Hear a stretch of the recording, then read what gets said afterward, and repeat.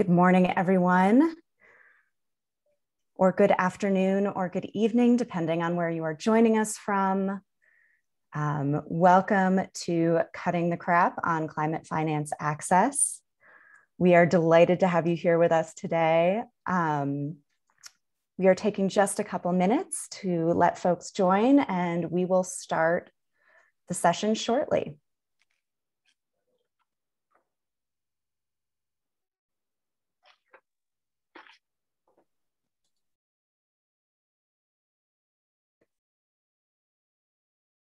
All right, for everyone just joining, we are about to kick things off here.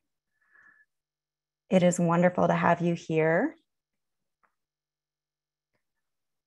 I will be turning it over to our moderator this morning, Richard Black, who will be introducing the session and kicking things off for us.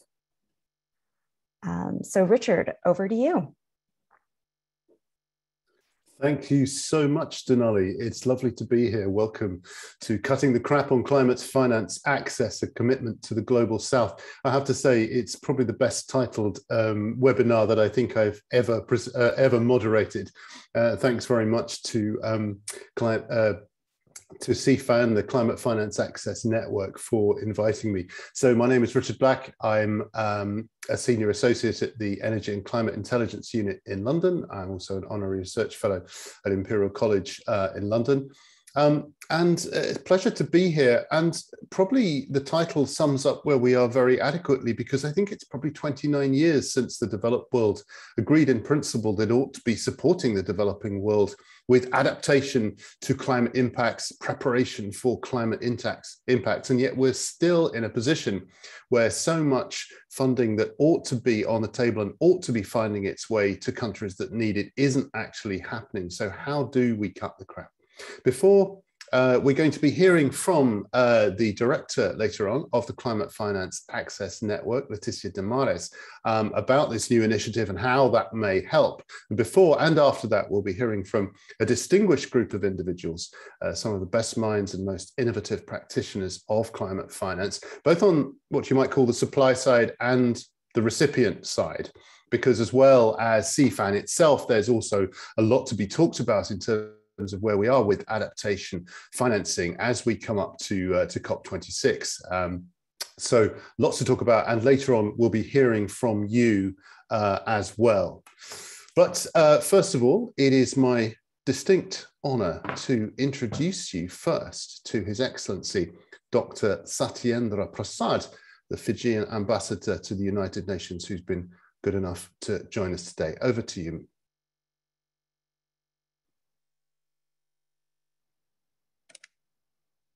Thank you very much, Richard, and to all participants from CFAN. Thank you very much for inviting me to offer some remarks. You'll have two shots. I will come back on the panel, so I'll save some of my comments for the panel. But I too am very excited to participate in this one of the best titled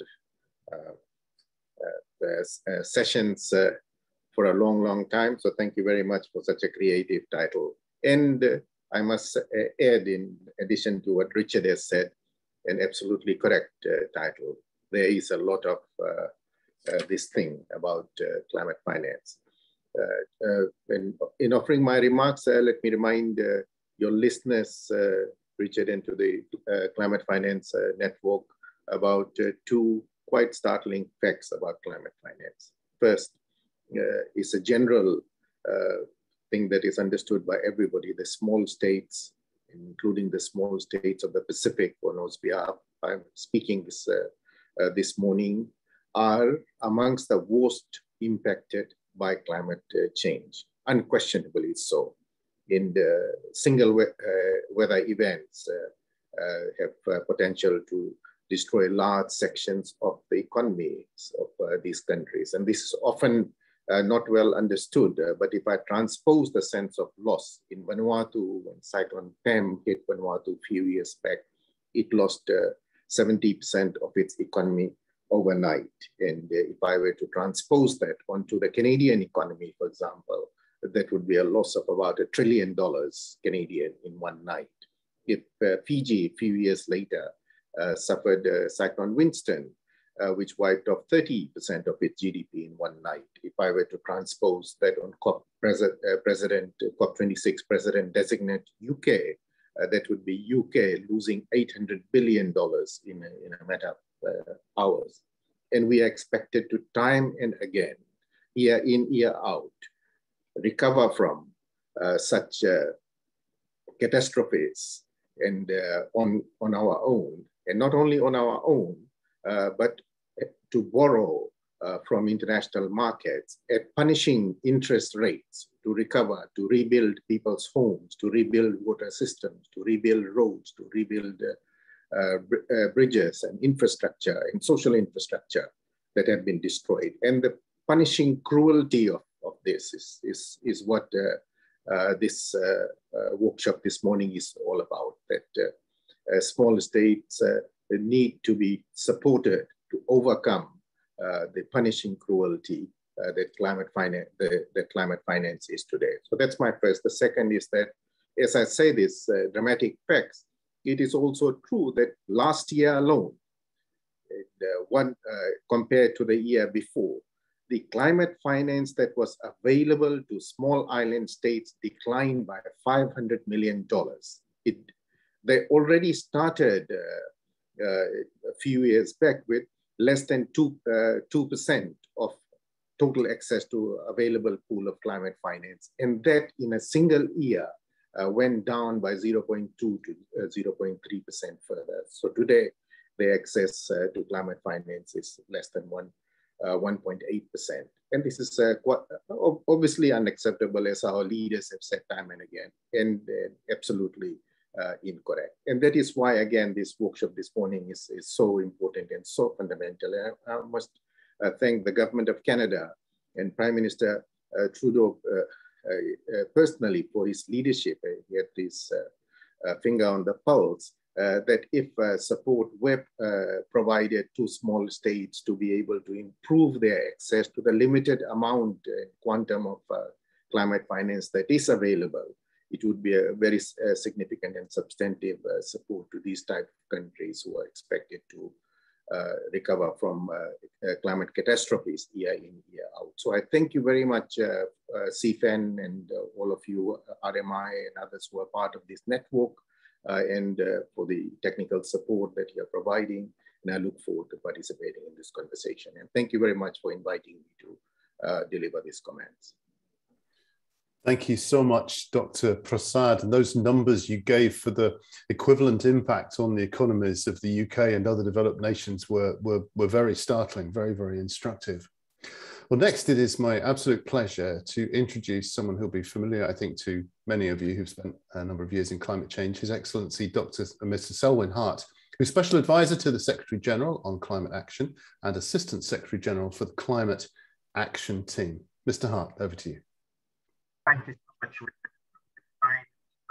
And really happy to panelists and many your face friends. And kind of bring more my friend title on access of the federal. You know, we talk this issue of access.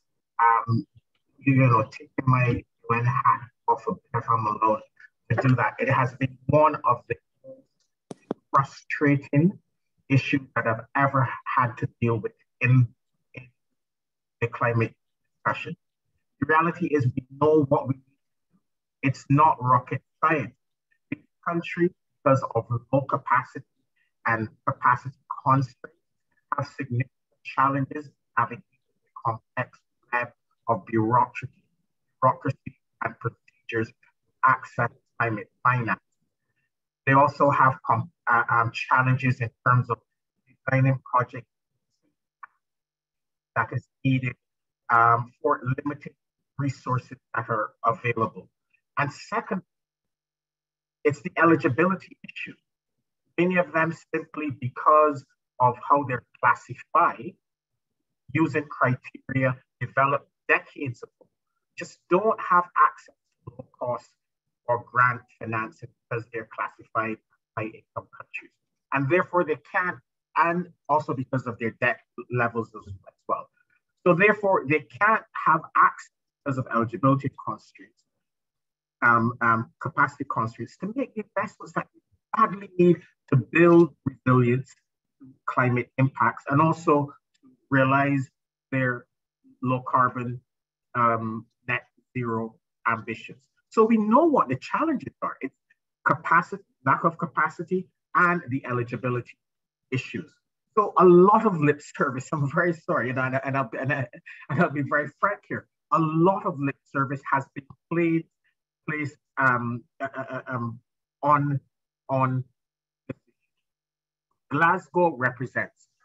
Glasgow represents a really significant moment for us to turn the tide, for us to turn this service concrete deliverables and actions. And I just wish to identify, 4 important ways that this can be done. 2 over the short term and 3 over the medium term. First, the red tape. The red tape must be significantly reduced. We really need to reduce the red tape that currently exists around projects for these countries. Secondly, we need to revise the speed and efficiency internally within all of these institutions, right? To, when they're dealing with SIDS and LDC, you cannot deal with these countries the same way that you deal with a larger countries. In many instances, especially as it relates to adaptation and resilience projects, data is missing.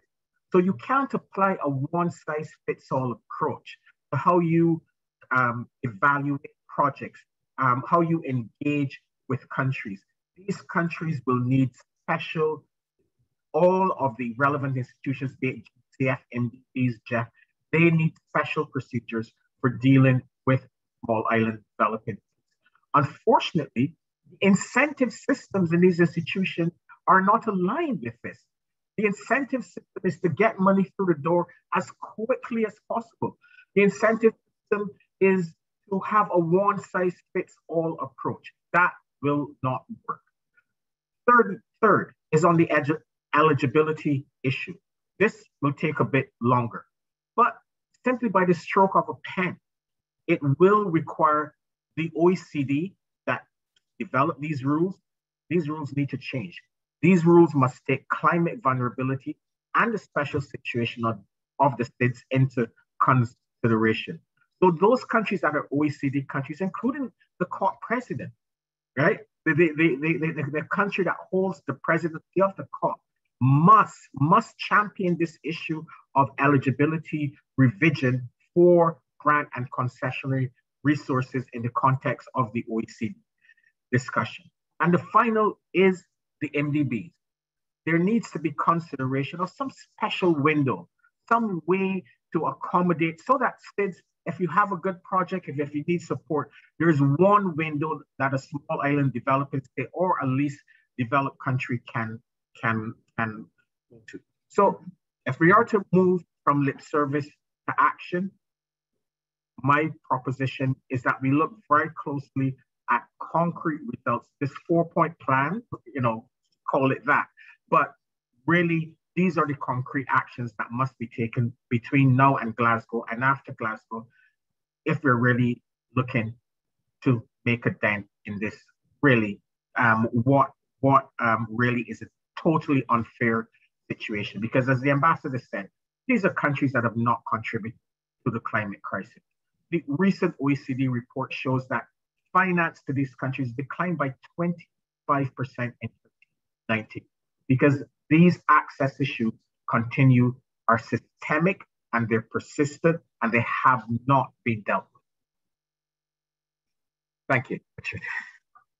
Thank you so much, Mr. Hart. A lovely, very easy four-point list there. Thank you so much for that. Our next speaker, it's my delight to welcome Her Excellency Miss Diane Black-Lane, who is Antigua and Barbuda's Ambassador for Climate Change and lead negotiator for the Alliance of Small Island Developing States. Ms. Black-Lane. Hi, good morning, everybody. And it's such a great pleasure to be here. Hi, Selwyn. Nice to see you. I know you're so busy. So I too really like the titling of this because it's really the barriers that we have to access to climate finance is really all crap.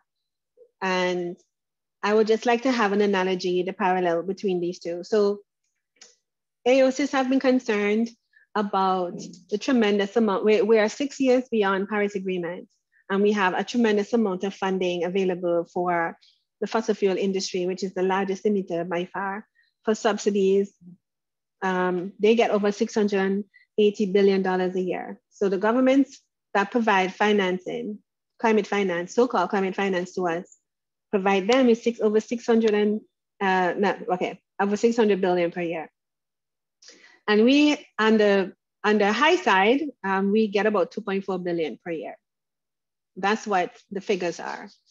So we have an army of people at the UNFCCC financial mechanism, the JEF, the GCF, and all of those people, over 500-600 people, plus consultants, programming $2.4 billion per year. And on the other side of, for the fossil fuel industry, for example, they don't have this set of army. It is easy, it's straightforward. They don't have to do an ESS on gender. They don't have to do a technical and financial feasibility study. They don't have to check the study. They don't have to have a consultation report. They don't have to have 10 years of climate data, those kind of things. They don't need any of that. Yet they get access to way more money. I mean, we're not even in the ballpark.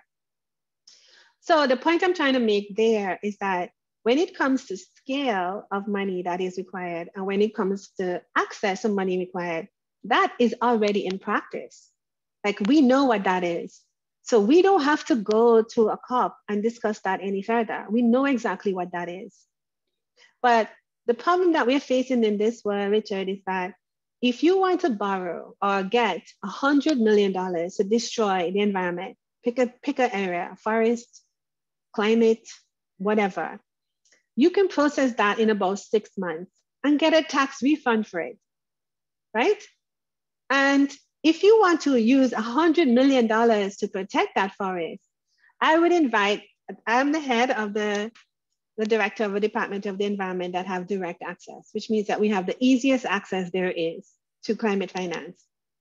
And if we wanted to get access to $100 million, and we can say ready, set, go today, I'll see you in 5 years. And I have to find $10 million to find all kind of proof of evidence to go and access those funds. And in between all of that, I can point out there are so many discriminative, if we were in the private sector, there were so many discriminatory practices that we would encounter trying to get access to that money, that if we're in the private sector and we were to sue these climate funds, they're all protected by privileges and immunities, we would be millionaires. But they're all protected, the World Bank, the UNFCCC funds, everybody protected by privileges and immunities. And so this is the reality. So the access to financing and the scale of financing to destroy the planet right now as we speak is much easier than it is to protect the planet. And that is a fundamental truth. Now, when it comes to providing money to developing countries and to states, I agree with everything Selwyn and the ambassador from Fiji said. That is absolutely true.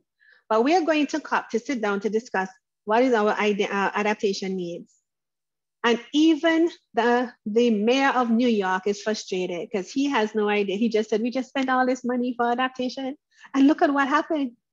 No matter how much we adapt, we're still adapt. We have to go the next step and the next step and the next step. And that is because we're not paying money into mitigation. We're not. We have to address a fundamental truth. So let's cut the crap out of it. And this is what I would tell you. Almost all of our countries, G20 and non-G20 alike, have policies and measures about our energy systems, our national energy systems. And almost all of those in the past 20 years, before that, 50 years even, hand to the fossil fuel industry a virtual monopoly. Then we put the private finance, we put government subsidies, we put MDB finance and all of it towards them that will give them an effective monopoly. These are powerful. We've made them so powerful. We supersized them. Now, even in my own country and in the Caribbean, even if you were to give us $1 billion a year to transition our energy system, we could not use it because our policies favor one sector. And if any politician, I dare you, step their foot out to try and take that money to make a transition, he will lose the next election. So there are huge transitional risks. There are policies that prevent us from transitioning. So even if you provide all the money, this is difficult. Prevents us from transitioning. The transitional risks are huge. And one of the major transitional risks we don't want to talk about, and it is sensitive, is political risk. So when we are submitting a project to the JAF and the GCF, and we are trying to design the project to address risk, political risk is not addressed. So we're sending our politicians to Glasgow. And that is why all the politicians get together and they make their announcement to kind of together minimize the risk. And we're asking them to stick their necks out. And that is going to be an issue. So when we get to Glasgow, we're not negotiating. And we know we're not, you can pick a figure. So Sarah, my negotiating strategy when we get to COP is that to tell the developed countries, you pick the figure. Because it doesn't matter what figure we pick, you will not honor it. And that is not a basis. We can't, what are we negotiating? It's not a negotiation. So let's just stop wasting each other's time. You pick the figure, you write down the text and you agree to the text. It's your text.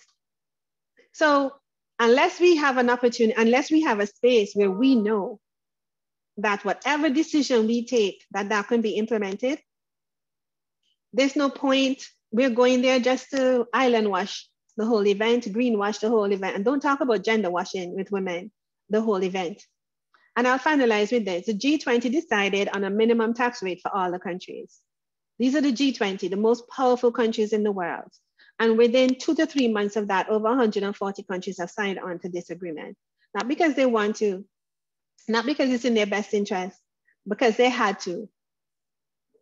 They had to, and they had to support the G20 in the work that they're doing. We're just asking for the same consideration when we are going, we need to cut the crap and ask for the same consideration when we're going to negotiate. Or else let's go to Glasgow and enjoy. I'm hearing there's food shortage and so on in the UK, that's not but I know there will not be a beer shortage or wine shortage, so I will definitely, just let's go, declare that we're not gonna be speaking in good faith and just relax. Thank you. Thank you so much, Diane. I'll see you in Glasgow and we'll go and see if that beer story is true, shall we? Three very trenchant views there, I think, on some of the problems across the sector.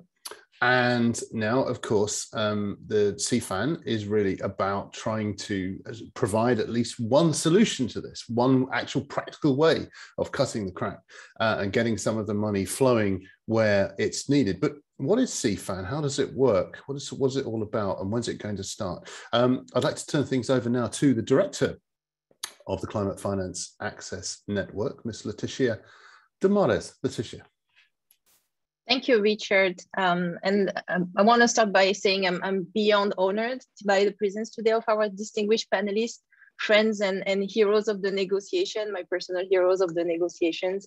I really would like to personally thank you for being with us and lending your voice to this critical discussion. I would also like to take this opportunity to thank you, Richard, for being our moderator today. Your insight and expertise will be incredibly valuable in guiding this conversation. So let's start with the presentation, please. If you have been following, and this is to the benefits of our participants, if you have been following the climate negotiations, you know our finance has always been critical to making any progress. Finance is the primary means of implementation. Without finance flowing from the global north to the global south, there's no trust. We can't realize the ambition that so many developing countries, in particular, the most vulnerable countries, small island developing states, have put forward through their revised NDCs. So we heard it before, finance can make or break the COP. It has never been so true. So let's cut the crap. Next, please. So these numbers have been mentioned by our speakers, but just for the benefits of our audience, here is the OECD report that was released next week. The key figures here is obviously that in 2019 we were at less than $80 billion, and we can expect that in 2020 there will be a stagnation in the mobilization of funding.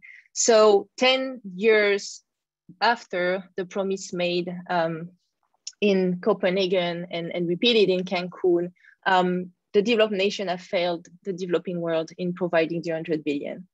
20 billion might seem not like a big deal and a drip in the ocean compared to the trillions of dollars that we need to invest to tackle climate change. But just to put things in perspective, this is twice the replenishment of the Green Climate Fund.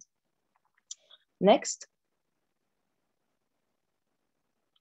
So interestingly, what the report is also saying is that the imbalance between mitigation and adaptation continues.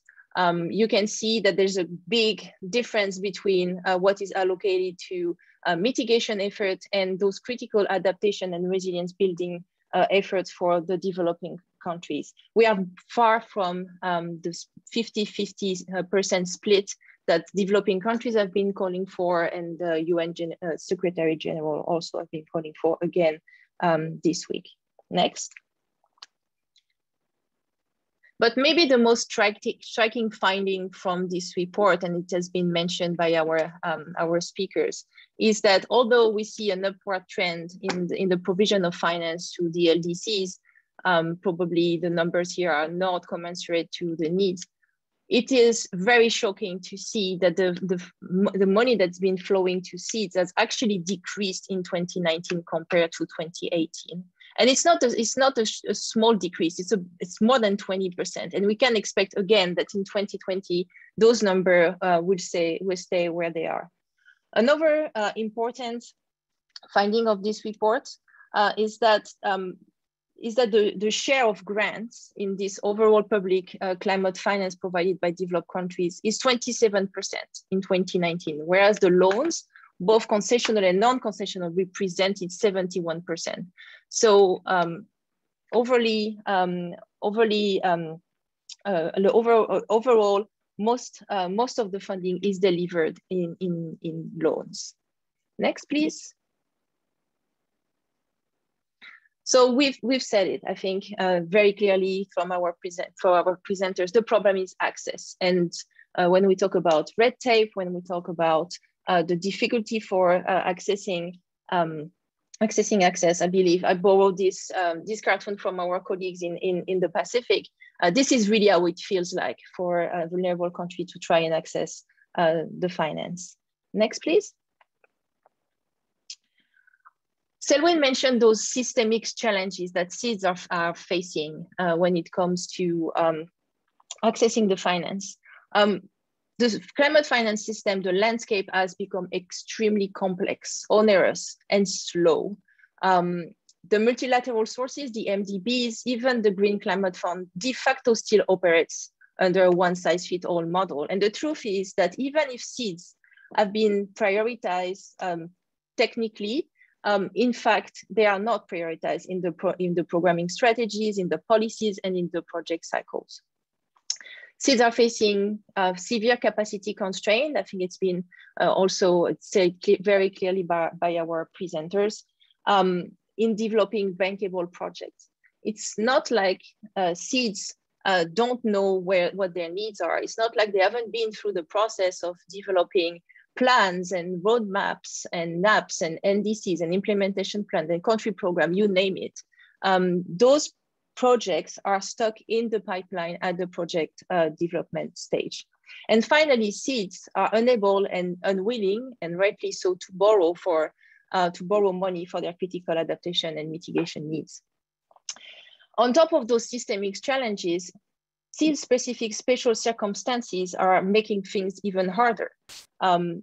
adaptation is top priority. We saw that adaptation doesn't get the lion's share of climate finance. Their adaptation needs are urgent. The system is extremely slow. Ambassador Blacklane told us, see you in 5 years if you want to develop a project. That's basically the timeline. Seeds projects are usually small. The private sector is limited. So their project offers less opportunity for blended finance and co-financing, and most of the time fall through the cracks. The transaction costs are higher in developing states. From the GCF evaluation, one unit cost per beneficiary or per ton of CO2 in seeds is 3 times higher than in other countries. And finally, differentiated development and climate finance is justifying and providing rationale for project seems rather absurd these days and almost impossible for seeds. Next. So to better understand the problem and try to help in addressing these issues, RMI in 2019 went to work and interviewed about 300 stakeholders, including 100 representatives from 45 developing countries, mostly seeds and LDCs, trying to understand where is the bottleneck that we need to break. And the response was close to unanimous. 98% of country representatives told us that they would benefit from technical support of a finance advisor at the project level for project and program design and for securing finance for projects. So the focus has to be on the downstream part of the project cycle.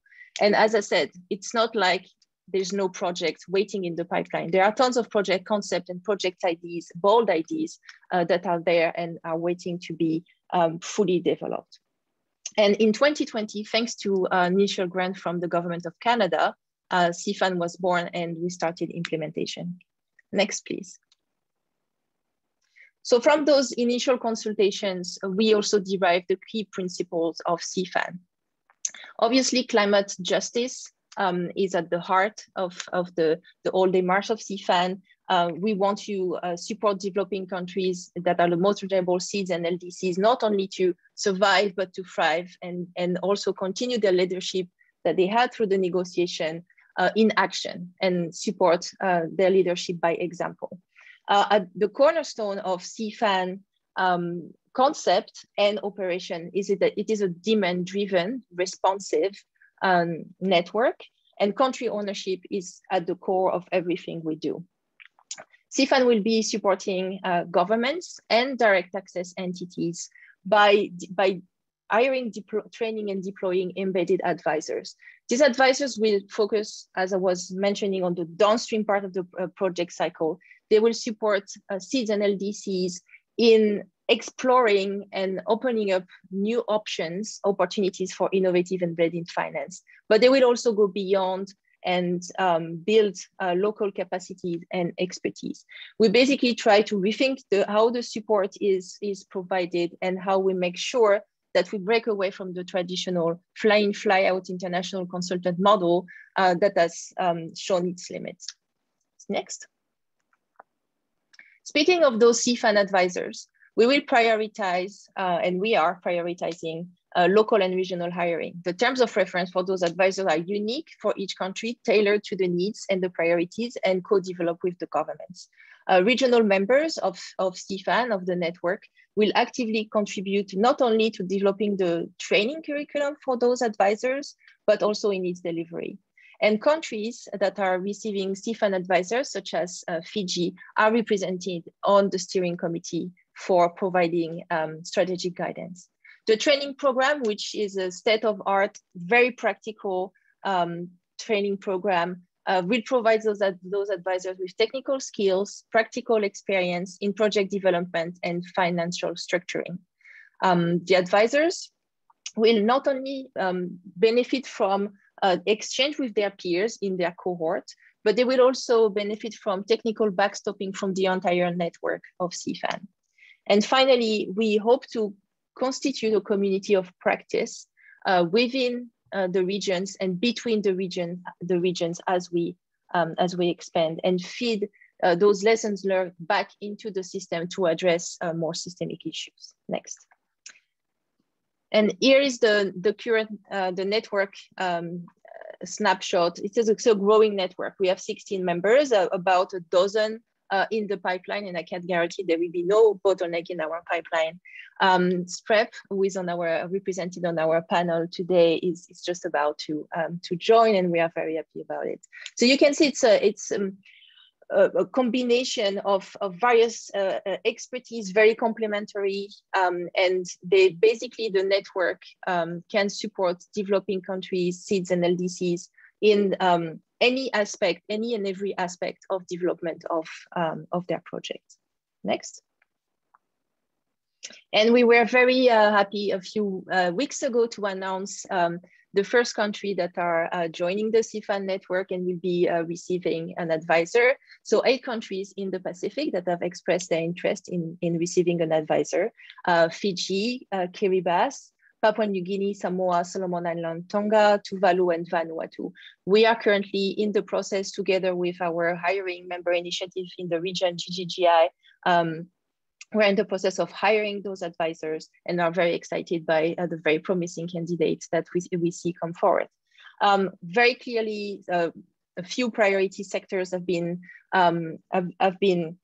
selected by countries to focus the mandate of their advisor: energy, agriculture, water, oceans, coastal zones. Those advisors are going to start their training in November, right after the COP. Next. So we are not going to stop at the Pacific. Obviously, we want to expand our presence in the Pacific, in the overseas region. We wish to expand in Caribbean seeds, African LDCs and seeds, and Atlantic and Indian Ocean seeds in 2022, 2023. Our target is to deploy 30 advisors by the end of 2020 and 50 by the end of 2023, more if we can. We tried to, and 50 is a significant number, it's about a third of developing countries. So we hope to really, through this footprint, to increase the effectiveness and volume of climate finance flowing. We wanted to set objectives for our advisors, and we came up with 2 projects and investment per country and per year on average that those advisors will aim to develop, considering obviously different scales, different sector, different nature of project. We believe it's a good and realistic yet ambitious target. And then we wanted also to estimate what could be the overall impact of such an initiative. We calculated that if we manage to deploy all our advisors in small island developing state, we could leverage up to $750 million within 2 years, which is taking those project ideas that have been stalling in the pipelines of international funds to the finish line. Next. And I wanted to leave you with some reflection for COP26, although I think our panelists already said most of it. Obviously, if we want COP26 to be a success, rich nations need to close the finance gap to rebuild the trust. And they need to do so between now and the COP in November. So we are obviously very encouraged by the announcement that have been made this week at the UN General Assembly, but there's still some way to go. We also believe that there needs to be a very strong signal to guarantee that critical adaptation finance is going to be secured and provided urgently. We also need to start addressing those systemic issues. We know it's not going to be done overnight, but improving flexibility, maybe having exceptions to rules, and making sure that the most vulnerable countries, seeds and LDCs, are effectively prioritized, not just on paper. Addressing the current bottleneck, again, CFAN is hopefully providing support and part of the solution, but there needs to be deployment of enabling assistance at scale, focusing on investing in lasting capacity development, transfer knowledge, and growing local expertise. If you if you join COP26 in person or virtually, we will be very happy to have you at our event that we will be organizing then. We will be introducing our first cohort of Pacific advisors, and we would like you to meet them.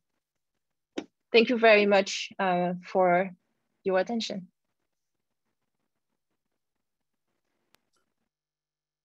Wonderful. Thanks so much, Laetitia. A fantastic tour d'horizon. And personally, you know, I'm really impressed to the way in which you have basically cut through the crap. Just said, right, whatever there is out there, this is what we think needs to be done, and this is what we're going to do. So apart from other, you know, I'd really love to hear what people in this webinar think of this later on. Well, now we're going to move to a panel discussion section of this, but I would like to encourage you, if you have questions or points that you'd like to put to the panel, to start putting them in the Q&A box, not the chat box. We're not using the chat box today, but the Q&A box. I notice there are a few in there already, but please get them coming in and we'll deal with as many of those as we can later. So we've already heard from His Excellency Mr. Selwyn Hart, Special Advisor to the Secretary General, His Excellency Dr. Satyendra Prasad, Permanent Representative of Fiji at the UN, and Her Excellency Ms. Diane Blacklane, Antigua and Barbuda's Ambassador for Climate Change. And I'm very pleased to say that those three figures will be staying for the panel discussion as well, but we have three more joining us as well. Ms. Una May Gordon, Principal Director of Climate Change in the Jamaican Ministry of Economic Growth and Job Creation. Mr. Lassie Ringius, Director and Head of Green Investment Services at the Global Green Growth Institute, which you would see was one of the members of CFAN there. And Ms. Ofa Kaisami, who's the Manager of Pacific Climate Change of the Pacific Climate Change Center at the Secretariat of the Pacific Regional Environment Program, or SPREP. So once again, if you've got questions or comments, do put them in the Q&A box and we'll deal with as many of those as we can later on. First of all, I would like to turn to you, Una May Gordon, if I may. SIDS have been leaders in the climate negotiations, of course, and arguably we wouldn't really have the 1.5 Celsius target in the Paris Agreement had it not been for the great work done by SIDS and LDCs and so on. And many SIDS themselves are aiming for carbon neutrality within a generation, setting examples to many others. So Jamaica is among them. You're 11th, I think, in submitting an updated NDC and the first in the Caribbean region. So if it were possible to enhance access to finance, what would that actually mean for Jamaica's climate ambition practically? You're still on mute, Una May, if you wouldn't mind unmuting that. Okay, perfect. The challenges of online. So let me really thank you, moderator, for having me in this space. Happy to be here with my fellow panelists. And I really want to join the previous speakers in expressing my own appreciation to the organizers for inviting Jamaica to share some experiences. I acknowledge the sensibleness of the interventions made earlier from my earlier panelists on this issue, and the theme, especially the theme for these discussions. Recognizing early that Jamaica has had its fair share of challenges and opportunities with access to climate finance. So we realize that the NDC should be the epicenter for climate strategy, and that moving quickly, really quickly, to increase our ambition and update this NDC would send the correct signal that we are just not chatting crap, but our demand underpinned this bold action that we needed to take. And I should say that we are moving full speed ahead. Next week, I think on the 29th of September, we are launching our NDC implementation plan, which will give our partners a clear picture and an opportunity to say how they are going to fulfill their commitments to us. No one then can say that they don't know what we want to do. So simply put, access to finance means survival. That's part of the value that we fight for when we talk about access. We need to stay alive and thrive in the countries that we live in, and in particular, this beautiful island of ours. Therefore, I would posit that if the storms are getting stronger, the droughts are getting longer, and then the impacts are more severe, it will take more finance to cope and stay alive. And we have to implement the actions that we are committed to. Carbon neutrality really will, it will impact our industries, it will impact our livelihoods, it will impact our communities. So really, for us, ambition and access to finance is wrapped up in survival, it's wrapped up in finance, and it's wrapped up in implementation of the Paris Agreement. So let us stop talking. Let us, as Diane said, cut the crap and let us put the money on the table, because we really know what we want and we have made all the provision for you to participate. Survival it is for us. Thank you, sir. Thank you so much. Can I perhaps throw across to you, Ms. Ofer Kaisami, because as we just heard, the Pacific is the region that's going to be getting this first batch of CFAN ambassadors. If that works and it does leverage more money into some of the Pacific small island developing states, what would be the practical implications of that?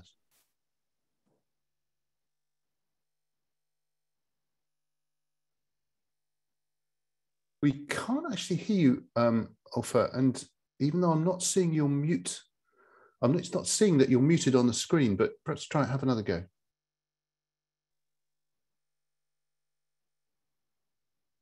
No, we're not hearing you, I'm afraid. Okay, well, let's come back to that later on if we can. And while we try and get that sorted out, Diane Black-Lane, perhaps I can come back to you. Yes, you were fairly blunt in your comments about how the existing system isn't really delivering. And yes, we have this $100 billion figure, but even when the money is there, it isn't always getting where it's needed, and so on and so forth. So it's a fairly big question to us, but is the persistence of this 100 billion target, is that actually a distraction? Should we actually move to a situation where countries, through whatever mechanisms, including perhaps CFAN, should just sort of try and get finance wherever they can, however they can, for whatever their needs are? It's not as simple as that, because, okay, so you're going to get access to this financing. Letitia and her team did great. And Jamaica got this, Una did great. She has a $100 million coastal protection project. You're going to design the project based on science and based on projection. So, and then the next storm comes and just wipe it away. Remember, Una has to provide co-financing for that. Now, that co-financing would normally be in the form, that is a requirement. You have to provide co-financing. So that co-financing could be in the form of a loan. So if you take an actual example of that in Dominica, they just got a loan from PPCR, the SIF project, and that is the Climate Investment Fund. It was designed it was a climate project. It was designed based on the climate science. And then they got hit by just a storm, not a hurricane, just a storm, and wiped out the roads. And the Caribbean Development Bank came back to them and said to them, all right, this is what we're going to do to help you, because a payment was due like 10 days later. We're going to lend you some money so you can make that payment, so you will not be in default, right? So this is what happened. In the meantime, the country had to then find money for its people to recover, because not only the national infrastructure, but its people. But you are now busy borrowing money to co-finance this money that is being provided for climate. So all of the lending room that you have, the space, your fiscal space to help your people now is being channeled to climate to implement and meet all of the requirements for the climate money. So this is why I'm saying that even though you provide all of this money for adaptation, which is great, the reason why it's not being provided is that the conditions are set for the countries. Countries are not, okay, so this is what they want to adapt, yes, but we're not sure if the adaptation measures would actually work. So nobody expected a category 5 plus. It's 180 miles an hour wind that hit Barbuda. I mean, it wiped them off the face of the planet. And those homes, Antigua is accustomed to hurricanes. We were accustomed to category 3. So countries want to have the fiscal space now to pay for those extreme events. Now, I want to understand something. A country that is in financial risk and so on means that you have to sell off your protected areas. So in Antigua, we're looking to deprotect sites, to sell them so we can make money to pay down our debt. So the money that is supposed to be helping you get ready for a hurricane has an unintended consequences and dragging you into more debt. So it's like a bait, like on a hook. So you take the bait, you're on the hook, and everybody talks so nicely about the money, you're not accessing the money. But you know, the balance that you need to have is not there. So those are some of the big issues that will stop you from accessing any of those funds. And I would like to say to Richard and to all of our panelists, it is by design. It is not an accident that they didn't think of these things. As Salwen would say, we've been talking about this for the longest time. This is by design. So you will not have an oversubscription of the money that is there, and then you run short of money, and now you have another political problem. So there is a system that has been put in place to limit access for a reason. There's not enough money. Yes, thank you. I mean, I must say, I've been working in this field for 20 plus years, and I've never heard such a strong, coordinated group of people speaking out about this issue as I'm hearing now. I guess that COVID has really concentrated minds and added yet another layer of issues to the debt crisis. So at least we are hearing about it now, even if the solutions still remain a little bit away. Olfa Kaisami, let me come back to you if I can. I see your screen now looks as though you can unmute, which is great. So yeah, so CFAN, if it's successful, or if other initiatives are successful and finance does flow more to some of the Pacific small island states, what will that mean practically? Thank you, Malolele Talofalava from the Pacific Climate Change Center here in Apia Samoa. I'm based here at the Secretariat of the Pacific Regional Environment Program. I couldn't agree more with the ambassador with that Pacific Island countries are amongst the most vulnerable in the world, and significant climate finance investment is required in the region. There is significant and considerable investment from bilateral development partners and multilateral sources such as the GCF, GEF, Adaptation Fund, and they are very critical. A critical aspect of climate finance for Pacific Island countries is not just the access to finance, but creating the enabling environment for climate finance to deliver and build climate resilience. Our national circumstances in this case is very important, especially when investing with the government, the development partners and non-government entities working in the region. And so with that, I think resources are required for capacity building in designing and developing projects and programs to access climate financing. And I'm aware that the GCF through its project preparation facility provides such assistance, but I just want to say that we are very fortunate to partner with the Climate Finance Advisor Network through RMI to deliver capacity building and training to 8 Pacific Island countries in 2021 and 2022.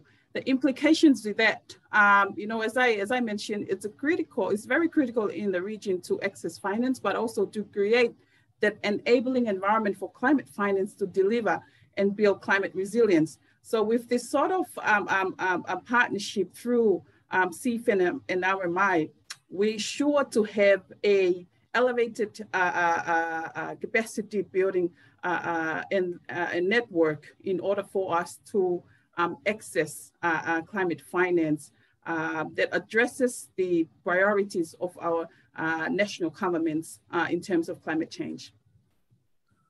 Wonderful, thank you so much. Your Excellency, Selwyn Hart, let me come to you next, if I may. You laid out a list of 4 issues that you think urgently needed to be resolved, including the MDBs and including just generally cutting through the red tape and so on. How optimistic are you that this is actually being taken seriously enough to deliver some change either before COP26 or maybe in the year ahead? Thank you so much, Richard, and first, let me apologize to you, participants and my fellow panelists. I will have to drop off after my intervention. Very big for us, but you hear from all the panelists. We have a consensus. It really is not a heavy lift at all in terms of MDPs and entities like the GPF to devote more staff working on projects and the help to bridge that capacity gap. For donors to meet and decide, we're in the midst of a climate crisis. We're in the midst of a climate emergency. So therefore, the ODA eligibility rules that existed before that crisis need to be reformed and changed, as they did during the migration crisis. Colleagues may recall when migrants were shown up on the shores of Europe, European countries swiftly ensured that countries who were previously not eligible for ODA and grant concessional resources would now be able to have access to those resources to help and support them in the migration crisis. We're in a climate crisis. Every institution, every country needs to be on an emergency footing, but we're not seeing this reflected in the access issues, access discussions. I'm hopeful. I'm always optimistic, but as you heard, there is a concept here among the vulnerable countries. But these countries and these representatives alone cannot do it. The Secretary General, he will continue, and he has been a major advocate for all of these. In fact, he established, he's asked and the to allocate at least climate resources to adaptation. Not that 50% is enough, but having this hard target will help to change the incentive systems, the World Bank, the IMF, the donor agencies, the bilateral agencies, so that they will devote more attention and focus to addressing these issues on behalf of this. So I'm optimistic, but it is in the hands of those who own these institutions, the major shareholders of these institutions. It's in the hands of the management.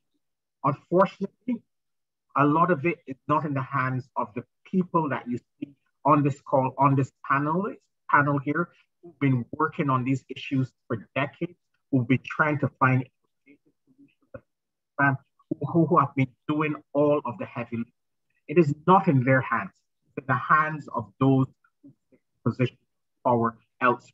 And here, this is one of the essential elements of climate justice that must be absolutely part of Glasgow. Creating new processes and saying nice things, those days are over. We're in a crisis, and everyone must respond on a crisis. So Richard and colleagues, thank you. I'm really sorry that I have to go, but believe me, I am ready and always willing to help and continue to support this effort. Thank you so much, Mr. Hart, and we're delighted that you were able to join us. Many thanks indeed. Lassie Ringis, you've been sitting there very, very patiently. Let me come to you next and pick up on one of the issues that was raised earlier in Letitia's presentation, and that is the amount of finance, the proportion of climate finance that's being delivered as loans, as we've seen. That's been increasing. It's clearly an issue in a situation where so many developing countries are struggling with debt anyway. But isn't there a problem here in that if you start to look beyond traditional types of finance, you're almost certainly to be into an area, aren't you, where money is being offered as loans? So how can we square this circle of needing more money and yet not wanting to get more indebted? Great question. Thank you so much, Richard. And I'm delighted to be on this panel, and I'm listening very carefully to the different interventions, and I really agree with the frank tone that we hear today. Maybe I should just give a very quick introduction. So GGGI is a Korea-based international organization that since 2015 have deployed climate finance advisors across the global south. And in that process, we have mobilized a bit more than $2 billion. And I'm going to talk about this amount to address your question, Richard. From a number of different sectors, from forestry, from energy, waste, setting up funds, green bonds, and so forth. One point I just want to make at the outset is, and I think it's worth stressing, when we talk about climate finance, we are talking both about public and private investors. Private investors are important, and we see that in our portfolio. Almost 800 million of the 2 billion we mobilized come from the private sector. So we shouldn't forget the private sector. So that's just one point I want to make. And then what are the types of funds we see from governments and from the private sector? Well, from governments, we see a lot of results-based financing. So this is financing where there's a pre-agreed milestones that need to be reached for payments to be made. And then we have also a good portion, around 30% of the funding from the public sector has come in form of what you could call straight grants. Then we have much less in terms of debt and very little in terms of equity and guarantees. So the public sector really provide mostly grants and results-based financing. Now, if you turn to the private sector, I think I said the public sector. If you turn to the private sector, the picture is understandably very different. Here we have equity investors and debt, very little in terms of grants. So these are the general pictures that we see. So public and private instruments are very, very different. And it's important to I think, appreciate these differences.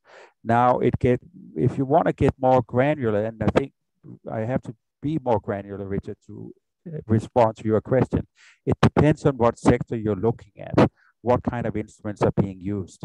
So if I'm gonna make it simple, but if you want to look up this information, we have just published a report, which of course I'm not gonna sit here and plug to you, but you will find the numbers in there. And there we see that in the case of sustainable landscape, so forestry and agriculture, the type of funding we see is exclusively coming from the public sector. So these are ODA funds that are being given primarily in the shape of results-based financing and then some grants. So that has to do with the maturity, if you will, of the sector and to what extent it's really commercially viable. And it's because the business models in that space are not attracting private funding. So governments are coming in and multilaterals and GCF and so forth we've talked about. They are kind of filling the gap. Now, a very different picture emerges if you look at solar energy.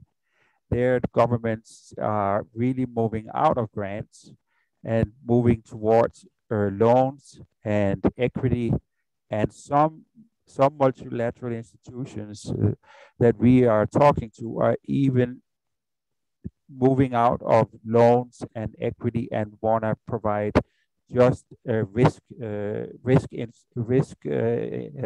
instruments, guarantees, some kind of credit enhancement. And that's because of the perception or the view, and which I partly agree with, that in the energy sector, we are talking about commercially attractive projects.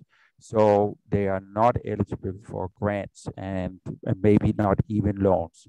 But just to come back to your question, Richard, yes, there's definitely a movement beyond grants and going into more standard financial instruments such as debt and equity, and we also see to some extent for guarantees or other types of credit enhancement instruments. We are the partner with CFAN that are deploying 8 of our advisors or new advisors we are recruiting in the Pacific. So we are, thanks to the generous support we are getting from Canada and our partnership with Rocky Mountain Institute, we are able to beef up our team in in the Pacific. And our model has always been, and it continues to be, that we work with in-country experts. We don't do the fly in, the fly out, that look very carefully at the practicalities and the feasibility of projects, because as I think we have heard on the panel here, there's a lot of talk and there's not enough action, and we really do our bit to help develop bankable projects that can attract funding from the different instruments and facilities that are out there, as been discussed today. So I'm just going to pause here. Thank you very much. Yeah, thank you so much. Now, as I mentioned earlier, it's great if you can get your comments and questions into the Q&A box, and we've had quite a few coming in, and I'm going to pick one of them out now. So I think I could come to you with this one, Dr. Prasad. Question from Alexander Gard Murray. So he's pointing out that CFAN as an initiative is focusing on the demand side, if you like, helping countries to access the money, but Alexander asks, what about the supply side and the bottlenecks on the supply side? What could be some ideas to how to overcome those bottlenecks? One idea he suggests, would moving financing decisions from global institutions to more distributed, such as country level or regional level institutions, help with that? Thank you. That's an excellent question. Can I go one step back in responding to that on what is climate finance? If you are how we look at climate finance in Fiji, every penny that we spend has now become climate finance. There is no special category that is climate finance. The whole budget is climate finance. And let me take about a minute and a half to explain that, if you do not mind. It is the type of projects and programs that some of you have been discussing about, solar energy, renewable transition, etc. Equally, it is things like developing new grains of rice or new grains of sugar, which can withstand longer droughts or more rain. Equally, it is doing something about river systems, because our river systems cannot absorb the amount of rain.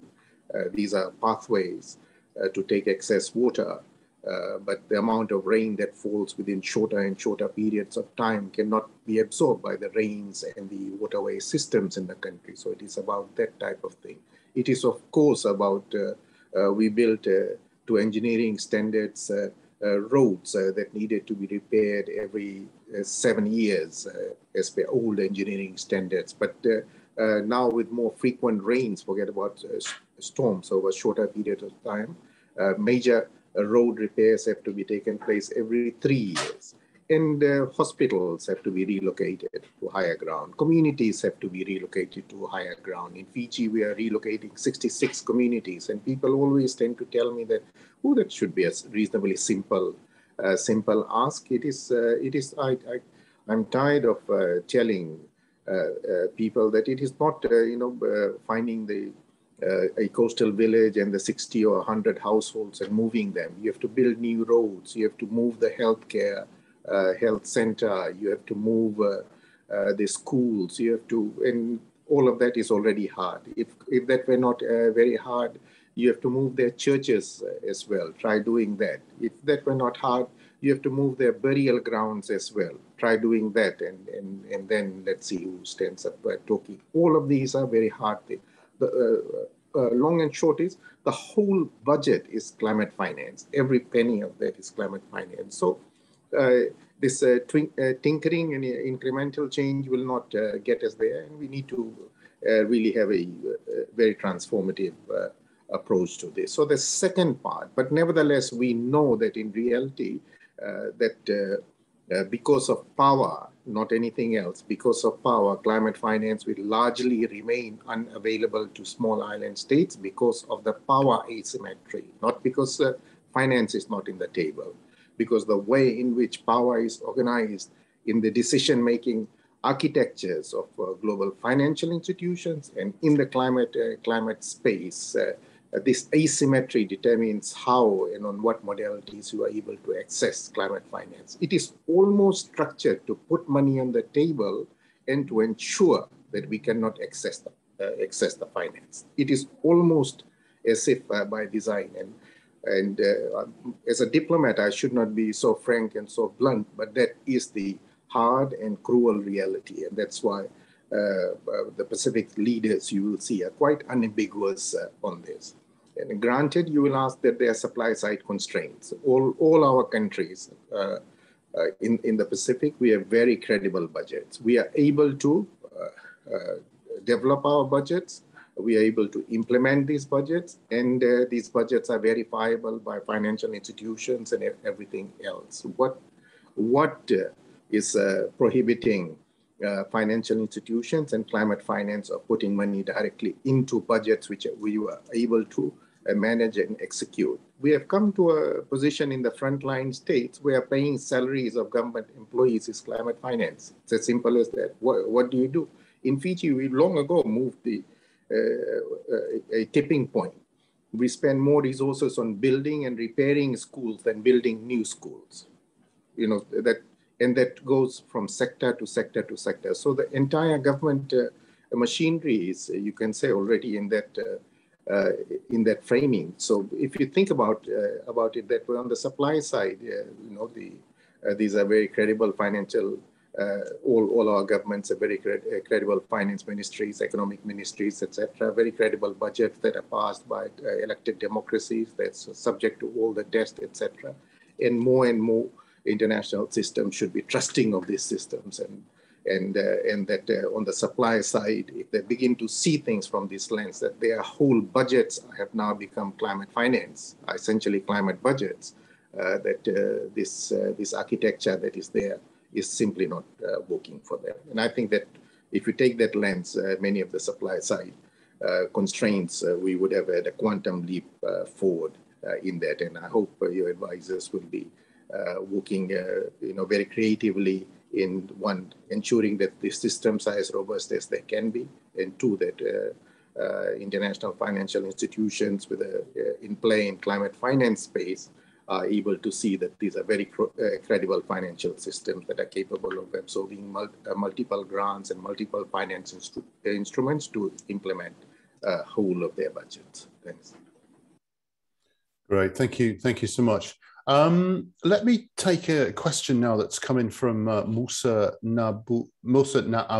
Perhaps Uname, this is one I could throw to you, if I may. Some experts are saying that reporting to the GCF on spending climate finance is even more challenging than accessing the climate finance itself. What do you say to that? I cannot, as the NDA for the GCF, I think I can speak firsthand of the challenges that countries have with these reporting structures, not only with the GCF. And I think if we don't get to a stage where there is not only harmonization on the access side, but harmonization on the reporting side, then I think the barriers to access will remain.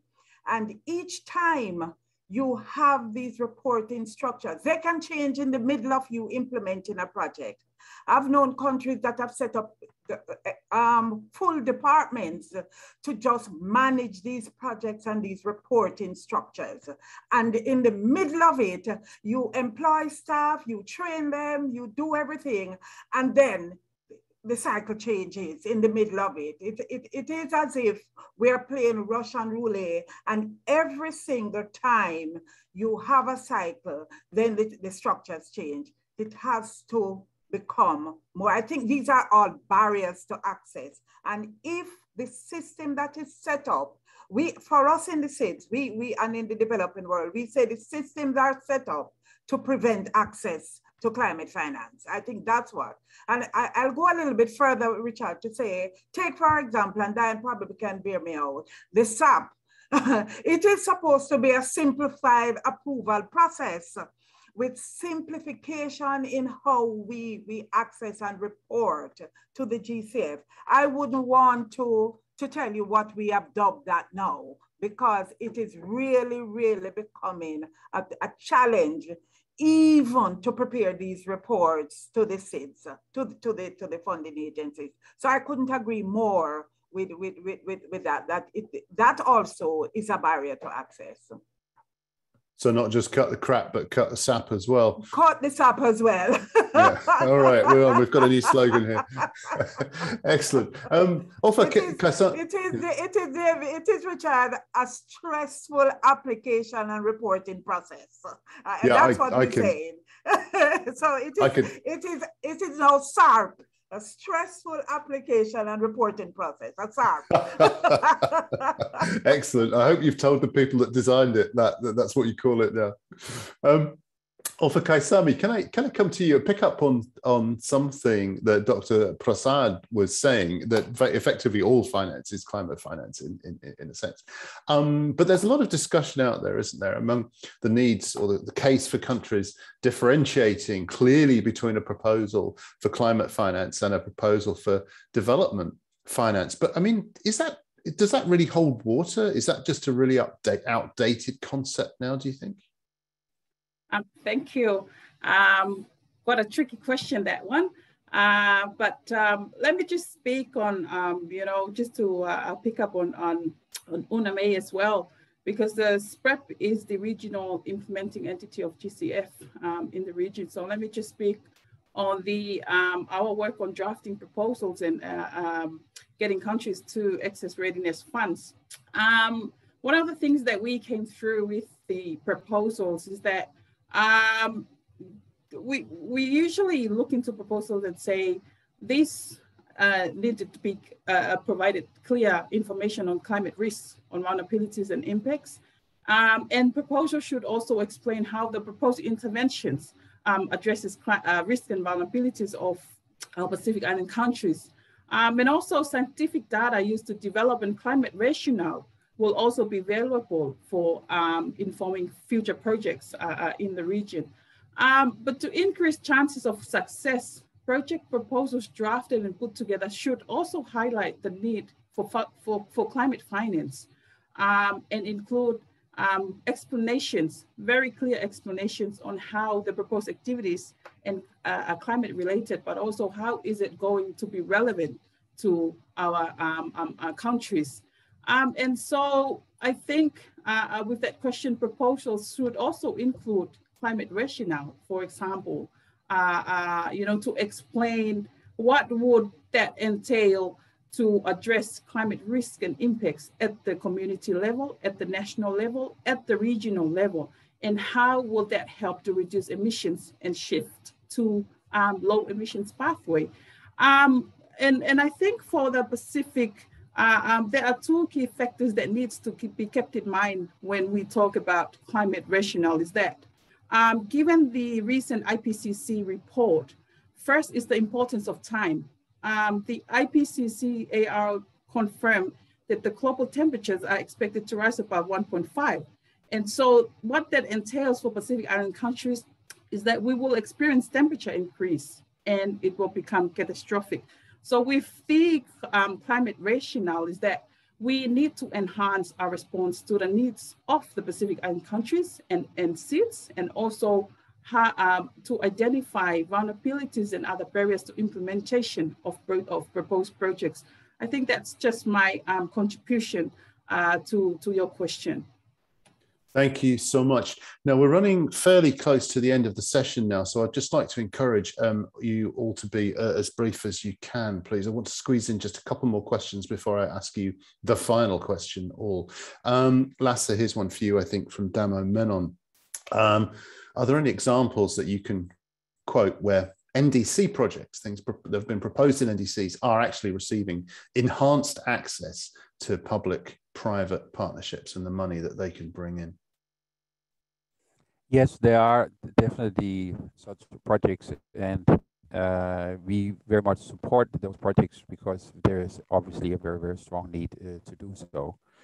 And so I'm going to keep it short, but yes, there are definitely such projects. Okay, that's lovely. Thank you so much. And Diane, perhaps I can come to you with a question as well that's coming from Philip Heinrich. And he says, matching funds are a major issue. So should interested supporters or donors put together a matching funds fund then SIDS and LDCs could draw on that to get over the matching funds hurdle. You're on mute still, Diane. Then you're going to have a matching fund for that matching fund so that you can, No, I mean, there are root causes to all of this. And for many of us, we know what they are.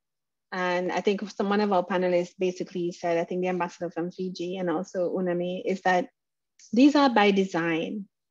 I want to know, these are things that you design.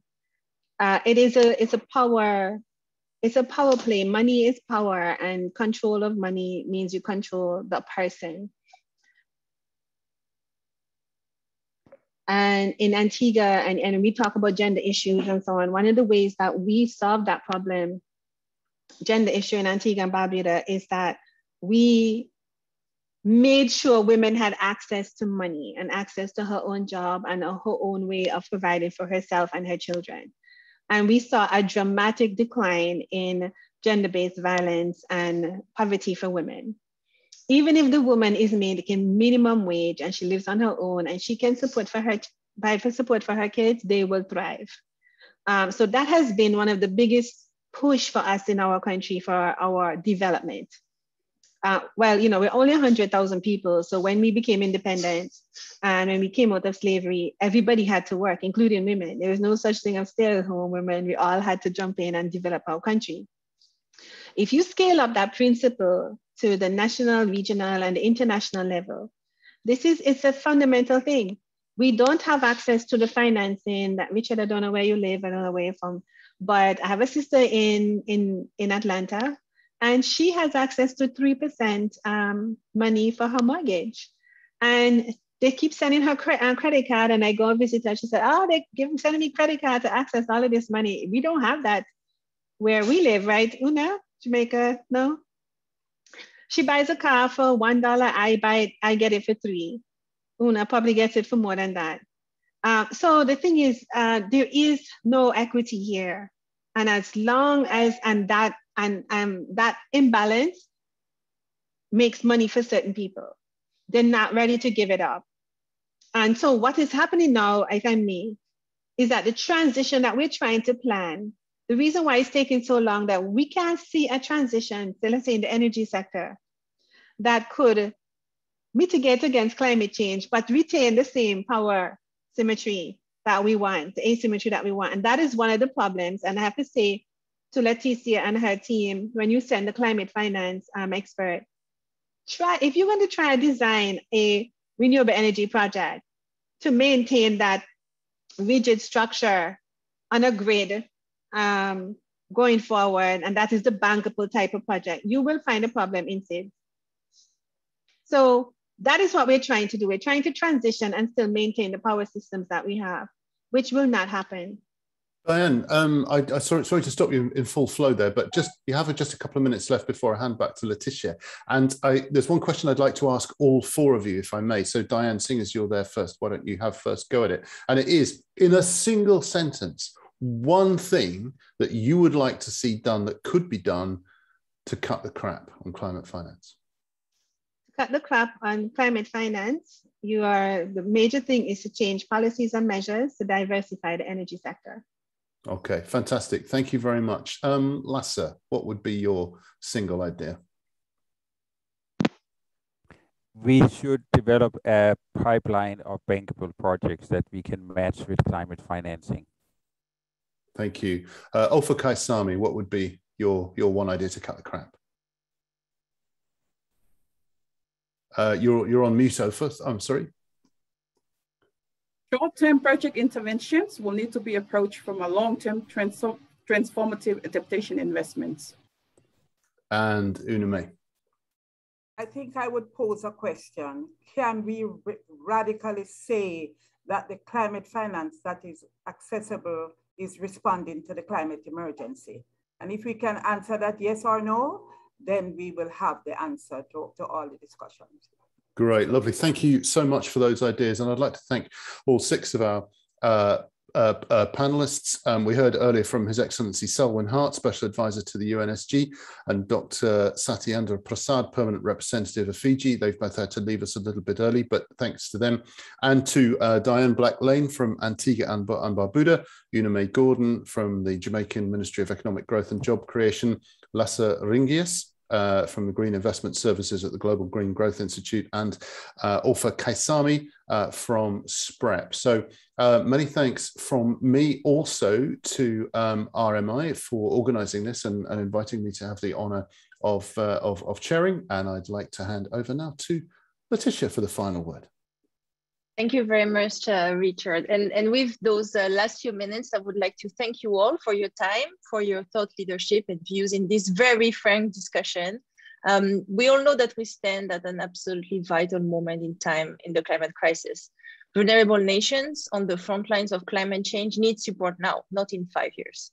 Not only they need the support to build the resilience of their community and economies to cope with the worsening impact of climate change for decades to come, but also to realize their ambition and lead by example to support keeping the 1.5 degree within reach.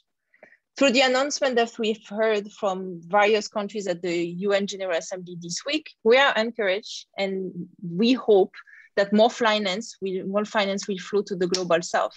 But whether we end up with 100 billion or 300 billion, it won't matter if countries that need it the most can't equitably access these resources. And as Uname said, access to finance is just survival for countries on the front line of climate change. At COP26, many delegations and observers will be fixated on the numbers, on the 100 billion. You can count on CFAN and RMI to focus and work with Seeds and LDCs on amplifying the voices of the most vulnerable countries and capacity constrained countries. We will push to ensure that the issue of access is high on the agenda. As we heard from the discussion today, there are distinct actions that can be taken and strong signals that can be sent at COP26 to increase access and address inequity. The red tapes are unbearable and must be reduced significantly. The one-size-fits-all approach needs to go, and the money needs to go through the door as quickly as possible.